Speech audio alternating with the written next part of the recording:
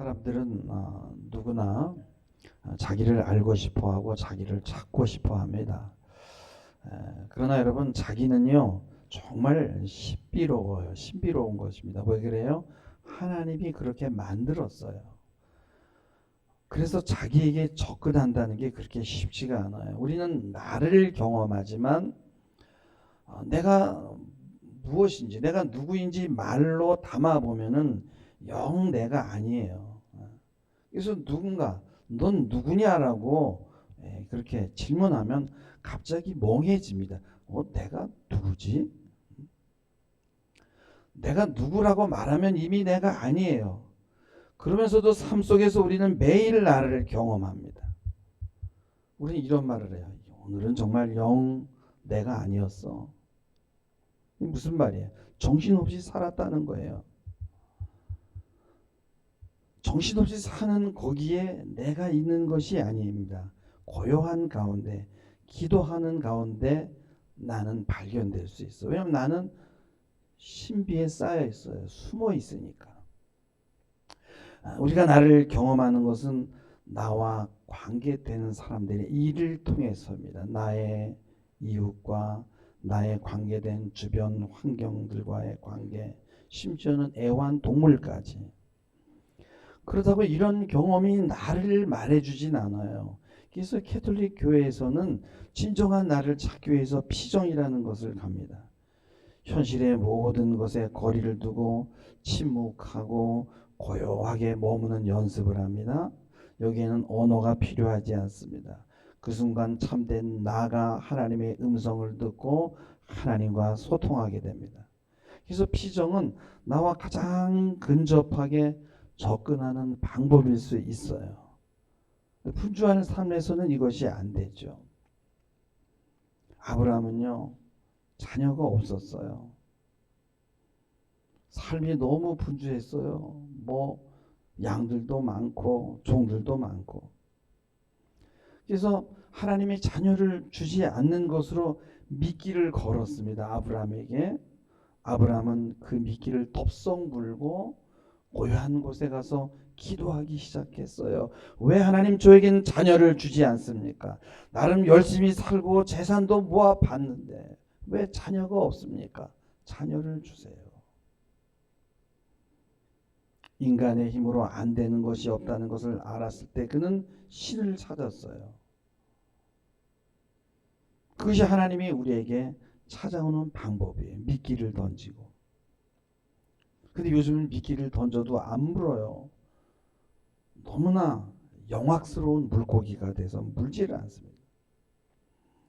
하나님을 찾고 하나님의 던진 미끼를 물고 하나님에게 질문하는 자, 저는 왜 이런 인생을 살아야 되죠? 왜 제 인생에 저런 사람이 들어와 있죠? 이런 물음을 갖고 하나님 앞에 나가는 자는 하나님의 음성을 듣게 되는 거예요.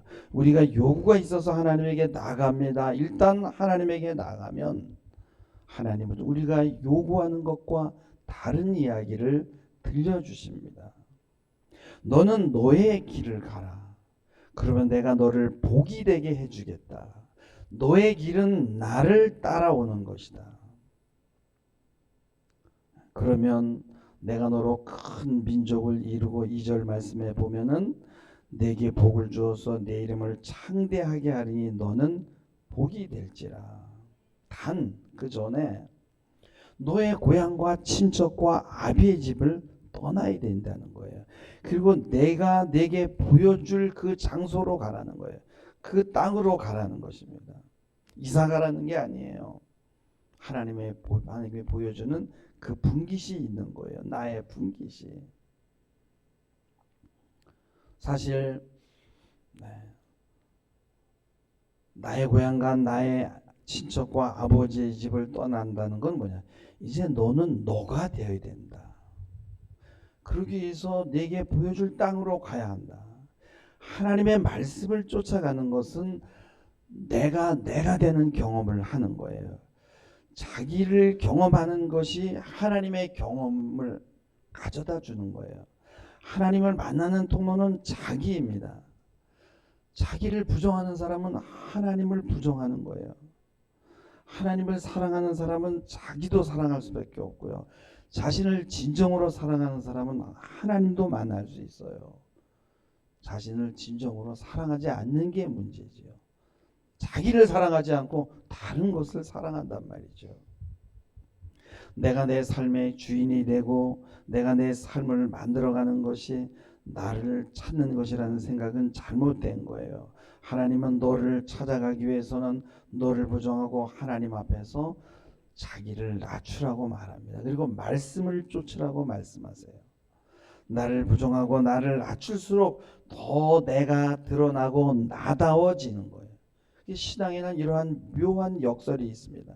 나답게 나를 드러낼수록 겉으로 보이기에는 멋있는데 결국은 내 모습이 더 추레해지고 망하는 삶을 살게 되더라는 거예요. 나를 드러내고 내가 삶의 주인이 되는 것은 인간의 본능이 아닙니다. 타락하기 전에 인간의 본능은 하나님을 찬양하고 경외하고 하나님을 영화롭게 하는 것이었거든요. 근데 모든 인간에게는 이러한 신앙의 본능이 남아 있어요. 그 신앙 안에서만 나를 찾을 수 있는 거예요. 신앙 안에서 나를 찾는 사람은 삶을 버텨냅니다. 삶은요, 여러분요, 버티는 거예요. 너무나 삶에는 많은 장애물과 문제와 사건과 부조리들로 점철되어 있거든요. 그래서 삶을 살아내려면요, 떠내려가지 않고 버텨내고 막 거슬러야 되거든요. 도망가면 안 되는 것입니다. 근데 하나님은 항상 삶의 그 자리에 버티고 계신 분이기 때문에 그분을 붙들면은 떠내려가지 않을 수가 있는 거예요. 경기도의 저기 평택에 있었던 일인데 아주 높은 어떤 그런 관료 그런 직분을 가지고 있던 사람이에요. 근데 그 사람이 더 잘 되기 위해서 우리나라에서 가장 힘이 있고 높은 사람을 붙들었고요. 그분이 가진 모든 재산을 그분에게 올인했어요. 근데 그분이 감옥에 가고 재판을 받으니까 이제 내 삶은 끝났구나. 내가 붙들었던 끈이 끊어졌으니까 희망이 없구나 생각하고 산으로 올라가서 목을 매서 죽었어요. 시편 146편 3절 4절에 보면은 귀인들을 의지하지 말며 도울 힘이 없는 인생을 의지하지 말지니 4절에 보면은 그의 호흡이 끊어지면 흙으로 돌아가서 그날에 그의 생각이 소멸하리로다 라고 말씀합니다. 아브라함이 왜 하나님의 말씀을 붙들고 길을 떠났습니까? 내가 너로 큰 민족을 이루고 복을 주고 내 이름을 빛내주겠다. 내가 해주겠다라고 말씀하셨거든요. 대신의 조건은 내 고향과 친척과 아버지의 집을 떠나라는 거예요. 전 이 말씀을 이렇게 듣고 싶어요. 너만의 고유한 인생을 살아라. 그것이 하나님을 따라가는 삶이다. 그러니까 하나님을 따라가는 그런 사는 것은 삶은 자기의 본성대로 사는 거예요. 근데 오직 하나님만이 내가 되는 길로 나를 이끄신단 말이에요. 자신으로 사는 사람은 자신을 긍정하고 자기 자신을 사랑하기 때문에 어떤 상황이 주어져도 행복하거든요. 근데 다른 사람처럼 되려하고 다른 사람이 정해준 틀 안에서 살려고 하는 사람은 뭔가 잘못됐다는 느낌 속에 살 수밖에 없어요. 하나님을 만날 수 없는 이유는 자기에 대한 그런 생생한 느낌이 없기 때문에 그래요. 그런 사람은 하나님 만나기가 어렵습니다. 여러분, 짐승들은 자신의 본성을 거슬러서 다른 짐승들의 흉내를 내거나 다른 짐승이 되려고 하질 않아요. 근데 우리 인간은 자신의 고유함을 싫어하고 자신의 본성에 어긋나는 길을 가려고 하고 그 경계를 자꾸만 넘어가려고 해요. 뭐 남자로 태어나는데 여자로 바꾸기를 원하고 여자로 태어났는데 남자를 바꾸려고 하지 않나. 신이 되려고 하고요. 주어진 것에 만족을 못합니다. 여러분, 인간의 본성은 하나님을 찾는 거예요. 하나님을 떠나는 것은 자신의 본성에 어긋나는 거예요. 인간은 하나님을 사랑하고 하나님 안에서 자기를 발견하고 하나님 안에서 자신의 역할을 찾아낼 때 행복한 삶을 살 수 있는 거예요. 여러분의 대기업들 때문에 지역 상권이 죽지 않습니까? 저는 이것이 여러분요 하나님의 메시지라고 생각해요. 이거 뭐예요? 다른 기회로 받으라는 거예요. 그래? 대기업이 그렇게 다 골목 상권을 뺏어가? 그럼 나는 나만의 멋진 독창적인 삶을 살아낼 거야. 내가 그것을 뭐 음식점을 하든 뭐를 만들든 무슨 제품을 제조하든 나만의 것을 만들어내겠어. 물론 힘들어요. 그럴지라도 하나님을 붙들고 끝까지 버텨내는 자는 성공할 수밖에 없는 거예요. 자기 자신으로 살면요, 여러분요, 물질은 따라오게 되어 있습니다. 다른 사람을 쫓아가는 사람은 결국 망하게 되어 있어요. 여러분 일자리가 없다고 아우성치지 말고 내가 내 스스로 일자리를 만들어내면 되잖아요. 내가 되면 되는 거예요. 포장마차면 어떻습니까? 여러분 돈을 벌어서 성공해야 되는 생각은요, 여러분 절대 돈을 벌지 못합니다. 벌어도 결국은 한순간에 다 날아가게 돼 있어요. 창세기 12장 4절에 보면은 아브라함은 여호와의 말씀을 따라갔다라고 합니다. 말씀을 따라가는 사람은 분명히 여러 난관에 부딪히는 것은 사실이에요. 아브라함이 그랬으니까. 그래도 그 길이 나를 찾아가는 길이고 결국에는 물질이 따라붙는 인생이 되는 거예요. 아브라함이 그랬으니까. 다른 사람의 요구에 맞춰서 살면요, 우선은 편한 것 같지만 자신을 상실하게 되는 거예요. 하나님은 바로 여기에서 떠나라는 거예요. 그래서 유대 전통에서는 뭐라 그래요? 죄라는 건 뭐예요? 자신의 진정한 삶 대신에 모방된 삶을 사는 것이라고 말합니다. 그래서 원래 여러분 인간에게 주어진 본성이요, 부를 추구하는 것이 아니에요.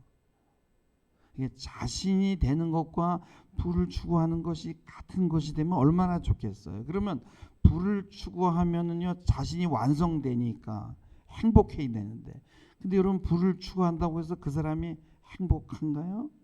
또 다른 문제에 봉착한단 말이에요. 그건 본성이 아니기 때문에 그래요.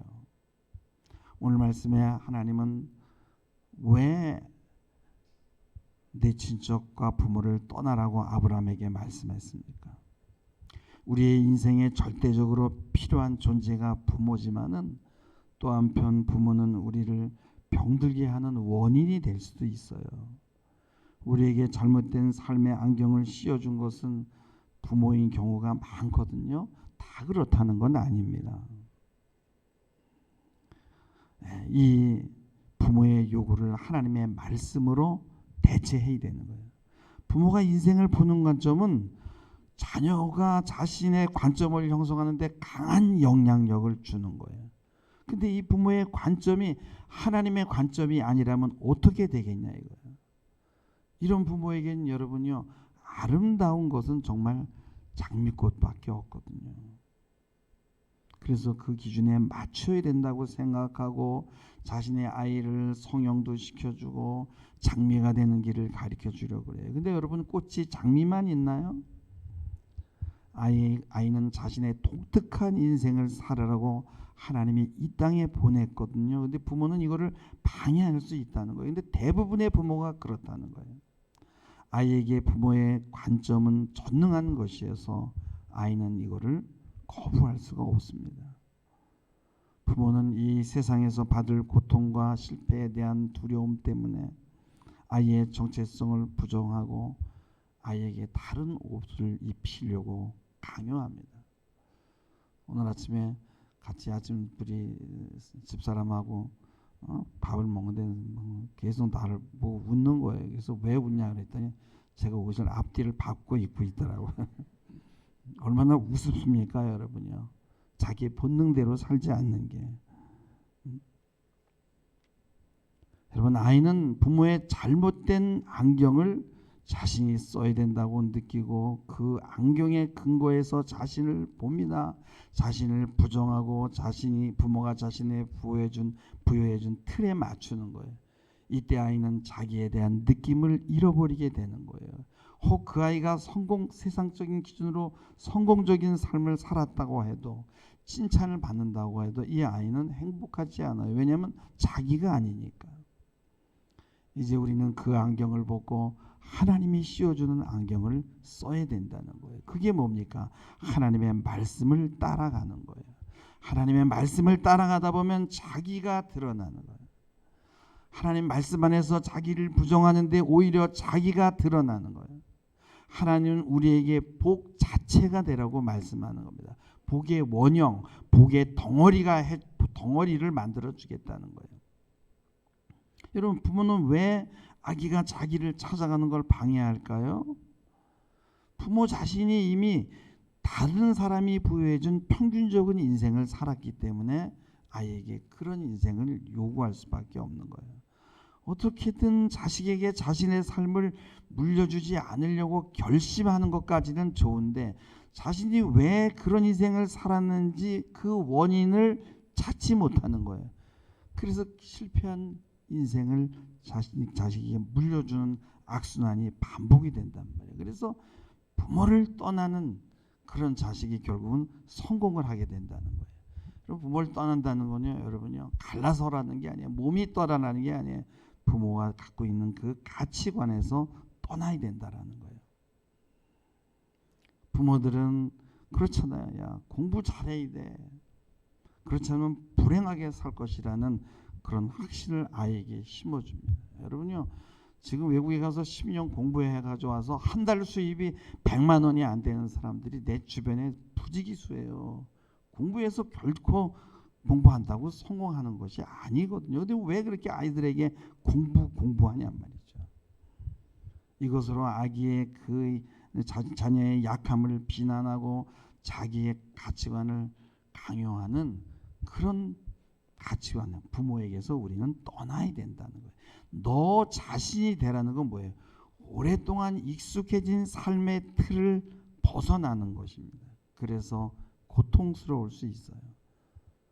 자신을 부정하고 남의 인생을 살아야 된다는 그 틀을 부정하는 건요, 인생 전체를 위협하는 것이 될 수 있어요. 뭐 남들이 하는 대로 다 그렇게 살아야 되지 왜 내가 다른 길을 가야 돼? 왜냐면 하나님이 그렇게 우리를 창조했기 때문에 그렇다는 거예요.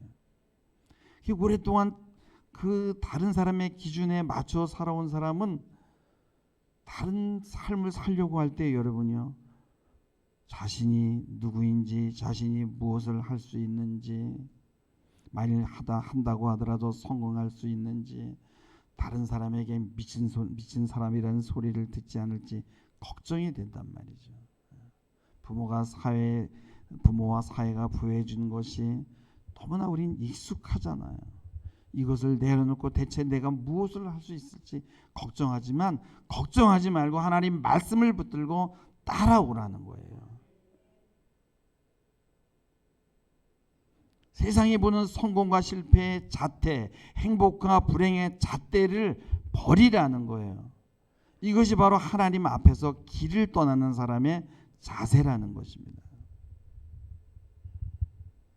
다른 사람의 기준에 복종해서 예속되었던 그 과거를 버리고 네가 안전하다고 생각하는 거기를 떠나라는 거예요.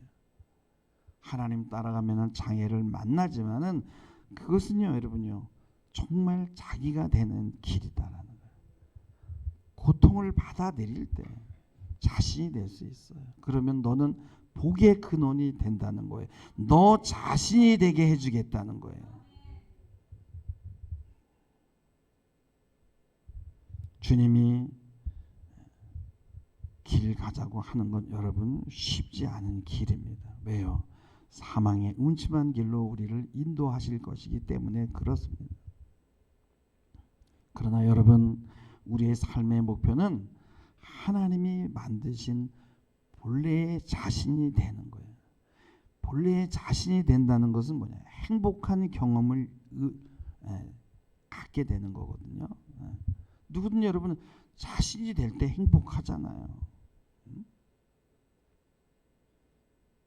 그렇지만은요, 여러분요, 자신이 된다는 것은 고통스러운 경험이 동반되고요, 막 깎여야 되고요, 만들어져야 되거든요.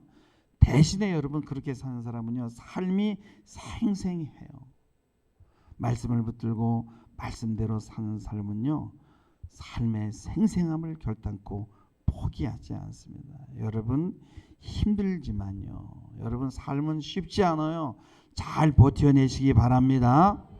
그리고 하나님 안에서 자신의 길을 찾아가는 이 길을 절대 포기하지 않고 꾸준하게 정진해내신 여러분 되기를 주님의 이름으로 축원합니다.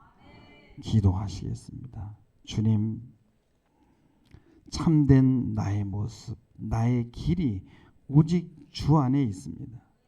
내가 정말 필요로 하는 것은 주 안에 다 있습니다. 주님은 내가 말씀을 따라갈 때 내가 복 자체가 될 수 있도록 하나님 그렇게 나를 인도하십니다. 하나님 아버지여, 이건 놓치지 않게 하옵시고 주님 가시는 길 잘 따라가는 저희들이 되게 하옵소서. 감사하며 예수님의 이름으로 기도하옵나이다. 아멘.